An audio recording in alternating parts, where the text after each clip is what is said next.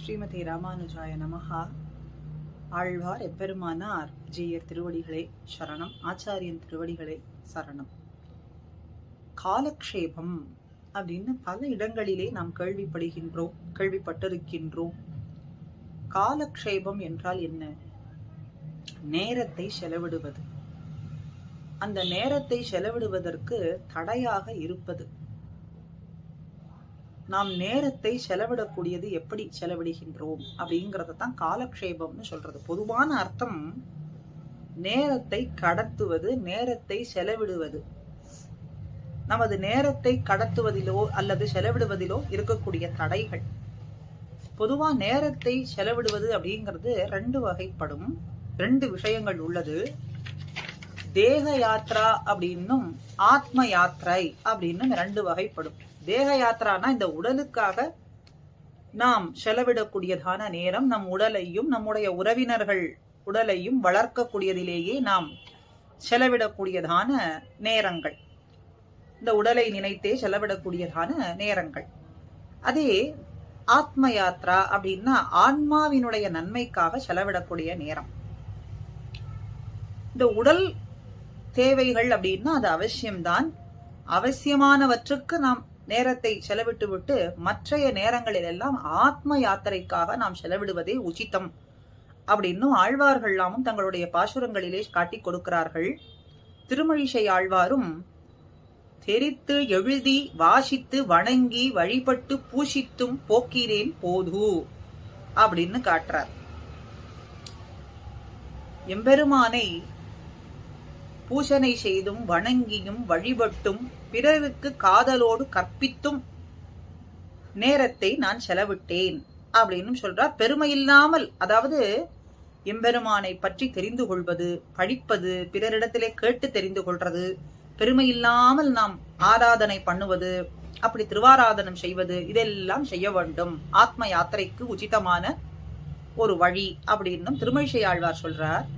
அதே ஆச்சாரியர்களிலே மாமுனிகள் பல ஆரியரும் பாருலகோர் உய்ய பரிவுடனே செய்தருளும் பல்கலைகள் தம்மை கண்டதெல்லாம் எழுதி அவை கத்து இருந்தும் பிறருக்கு காதலோடு கற்பித்தும் காலத்தை கழித்தேன் அப்படின்னு சொல்றார்.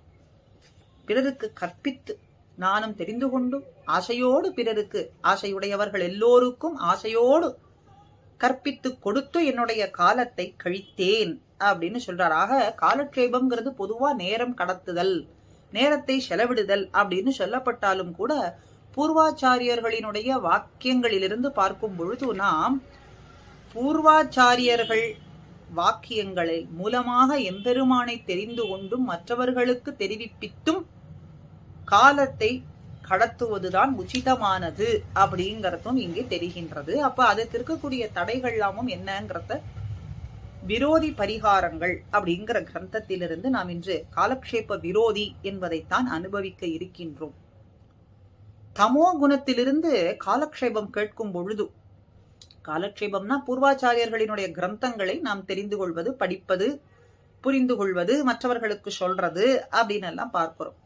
இப்ப தமோ குணத்திலிருந்து ஒருத்தன் காலக்ஷேபம் கேட்கும் பொழுது தூங்குவது ஒரு தடையாக இருக்கு. அதைத்தான் தொண்டரடிப்படியாழ்வாரும் சொல்றார். வேத நூல் பிராயம் 100 மனுஷர் தாம் புகுவரேலும் பாதியில் உறங்கி போகும் நின்னதில் 15 ஆண்டு பேதை பாலகனதாகும் பிணி பசி மூப்பு துன்பம் ஆதலால் பிறவி வேண்டேன் அப்படின்னு சொல்றார். அப்போ வாழ்நாளிலே பாதி நாள் சராசரியாக ஒருவனுக்கு இப்ப 100 அப்படின்னு சொல்ல முடியாது. 80 வயதுன்னா 40 வருடங்கள் தூக்கத்திலேயே சென்று விடுகின்றது. அப்படி பாதி நாள் அவனுடைய தூக்கத்திலேயே கழிகின்றது. இந்த தூக்கமானது அறியாமை, தமோ குணத்தின் விளைவாகவே ஏற்படுகின்றது. அப்போ ஏற்கனவே பாதி நாட்கள் தூக்கத்திலே அறியாமையிலே கழிந்து விடுகின்றதுன்னா இன்னும் அதிகமாக தூங்குவது அப்படிங்கிறது ஏற்புடையது அல்ல. அப்போ காலக்ஷேபத்தை கேட்கும் பொழுது ஒருத்தர் மிகவும் விழிப்போடு இருக்க வேண்டும். அந்த விஷயங்களிலே சொல்லி இருக்கக்கூடியதான அர்த்தங்களை நன்னாக கவனித்து உட்வாங்கிக் கொள்ள வேண்டும். அப்படிங்கறதுனாலே தமோ குணத்திலிருந்து காலக்ஷேபம் கேட்பது அப்படிங்கிறது ஒரு தடையாக இருக்குன்னு முதல்ல சொல்றார். சரி, இப்ப தூக்கத்திலிருந்து விழித்தெழுந்து விட்டார். விழித்தெழுந்த பிறகு உலக விஷயங்களை பற்றியே சிந்தித்து இந்த நேரத்தை வீணாக்குவது அப்படிங்கறதும் உச்சிதம் கிடையாது. விழித்திருக்கும் பொழுது நேரத்தை பயனுள்ளதாக செலவிட வேண்டும். அப்படிங்கறதுனாலே பாகவதத்திலே ஸ்ரவணம், கீர்த்தனம், விஷ்ணு ஸ்மரணம், பாதசேவனம், அர்ச்சனை, தாஸ்யம், சாக்கியம், ஆத்ம நிவேதனம் அப்படின்னு சொன்னபடிக்கு நாம் நேரத்தை செலவிட வேண்டும். அதாவது ஸ்ரவணம்னா எம்பெருமானை பற்றி கேட்பது, ஸ்மரணம் அவனுடைய செயல்களை எல்லாம் நினைத்து நினைத்து நினைவு கூர்வது, பாத சேவனம் அவனுடைய தாமரை பாதங்களிலே சேவிப்பது, பாதங்களை சேவிப்பது, பாதங்களில் சேவிப்பது, அர்ச்சனைனா அவரை வணங்குவது, வந்தனம் அவரை மகிமைப்படுத்துறதுன்னும், தாஸ்யம் அப்படின்னு தாசிய பாவம்னா அவனுக்கு அடிமைப்பட்டிருப்பது, சேவை செய்வது, சாக்கியம்னா சக்கியம் அவனோடு நட்பு கொள்றது, ஆத்ம நிவேதனம் அவனுக்கு தன்னை முழுமையாகவே அர்ப்பணிப்பது அப்படின்னு பல செயல்கள் சொல்லப்பட்டிருக்கு பாகவதத்துல. ஆஹா, அதிலேதான் நாம் ஈடுபட வேண்டும். அப்படித்தான் நேரத்தை செலவிட வேண்டும். இப்படி ஈடுபடுவதற்கு பல நல்ல செயல்கள் இருக்கும் பொழுது, இந்த காலத்தை நாம் செலவிடுவதற்கு நல்ல செயல்கள் இருக்கும் பொழுது, ஒருவர் நம்முடைய நேரத்தை அசுப காரியங்களிலே வீணாக்க கூடாது அப்படிங்கறத பெரிய திருவந்தாதியிலே ஆழ்வார் கார்கலந்த மேனியான், கை கலந்த ஆழியான், பார்கலந்த வல்வைத்தான், பாம்பனையான், சீர்கலந்த சொல் நினைத்து போக்கரேல் சூழ்வினையின் ஆழ்துயரை என் நினைவிலிருந்து போக்குபவர் இப்போதைக்கு அப்படின்னு காட்டுறார். மேகம் போன்ற கருநீல நிறத்தில் இருக்கும் பகவானினுடைய மிகவும் மங்களகரமான கல்யாண குணங்கள் அநேகம் உள்ளது. அவனுடைய திருவடி வழகு அதை நினைத்தாலே போருமே. இப்படி அற்புதமான விஷயங்கள்லாம் பல இருக்கு. கையிலே சுதர்சனம், சங்கு இதெல்லாம் ஏந்தி இருக்கான். ஒரு ஆபத்து காலத்திலே இந்த பிரபஞ்சத்தை வயிற்றிலே வைத்து ரட்சிக்கின்றான் அப்படின்னு இப்படி பல விஷயங்கள் இருக்கு. திருவனந்தாழ்வான் என்கின்ற படுக்கையிலே சயனித்திருக்கிறான். யோகு செய்வான் போலேன்னு யோக நித்திரையிலே இருக்கான். இப்படி பல விஷயங்கள் இருக்கே சிந்திப்பதற்கு. அப்படி எம்பெருமானை பற்றி சிந்திக்காமல் அவர்கள் எப்படி நேரத்தை செலவிட முடியும்? இவ்வளவு விஷயங்கள் இருக்கே. ஆனா இத்தனை விஷயங்களையும் விட்டு விட்டு அவர்கள் எப்படித்தான் நேரத்தை செலவிடுகின்றார்கள்? ஆழ்வார் தனது பார்வையிலிருந்து சிந்திக்கிறாராம். எம்பெருமான பற்றி இந்த நேரத்தை செலவிடாமல் இருப்பதற்கு அவருக்கு தெரியவில்லையா? எம்பெருமானை பற்றியே நேரத்தை செலவிடுகின்றார்.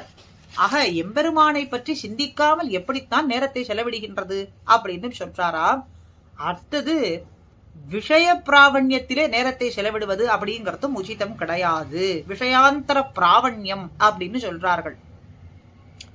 அதுக்கு 3ஆம் திருவந்தாதியிலே பொய்கை ஆழ்வார் சொல்றார், மார்பால் மனம் சுழிப்ப மங்கையர் தோள் கைவிட்டு அப்படின்னு. இப்படி பெண்கள் முதலான மற்ற விஷயங்கள், பெண்களை சொல்றது மற்ற எல்லா விஷயங்களுக்கும் உபலட்சணம் தான், விஷயாந்தரங்கள் தான். மற்ற விஷயங்களிலே இந்திரியங்கள் முதலான தொடர்புடைய அத்தனை விஷயங்களிலேயும் பிராவண்யம் என்பது செலுத்தாது. சுபாஸ்ரயனமான சுபத்தையே தரக்கூடியதான ஆசிரியிக்கும்படியான மங்களகரமான உறைவிடமான நம்முடைய பகவானான எம்பெருமான் மீது கவனம் செலுத்துவதே தானாகவே எல்லா ஐஸ்வர்யங்களும் வந்து சேரும்படியாக செய்து விடுகின்றது. நமக்குள்ளே வெளிப்பட்டு விடும்.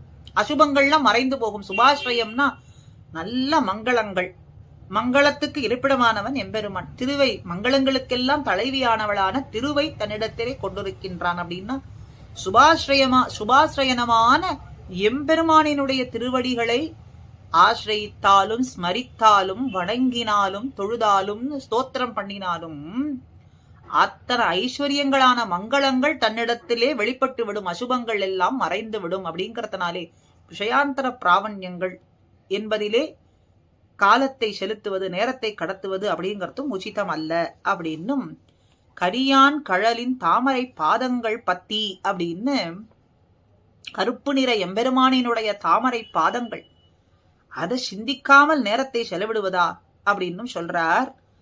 அன்று தேர் கடாவிய எம்பெருமான் கனைகழல் காண்பதென்று கொல் கண்களே எப்பொழுது காணப்போகிறேன்னு ஆழ்வார், நம்ம ஆழ்வார் இங்கே சொல்றதுபடியும் அர்ஜுனனுக்காக தேரோட்டினானே எம்பெருமான், அப்படி எம்பெருமான் உன்னை மெய்கொள்ள காண விரும்பும் என் கண்களை, உன்னுடைய தெய்வீகமான வடிவத்தையே காண வேண்டி இருக்கு என்னுடைய கண்கள் அப்படின்னும் ஒரு நாள் காண வாராயேன்னு இப்படி எல்லாம் ஆழ்வார்கள் சொல்றார்கள். ஆழ்வார் பாசுரங்கள்ல உன்னுடைய வடிவழகையே காண வேண்டி என்னுடைய கண்கள் இருக்கு, அதை எப்பொழுது காண்பது, எப்படி காண்பது, உன்னோடு எப்படி சேர்வது, உனக்கு எப்படி அடிமை செய்வது அப்படிங்கறதை நினைத்து நினைத்துத்தான் இந்த காலத்தை செலவிட வேண்டுமே ஒழிய மற்ற விஷயங்களிலே நேரத்தை செலவிடுவது அப்படிங்கறதும் உச்சிதம் அல்ல அப்படின்னு சொல்றார்.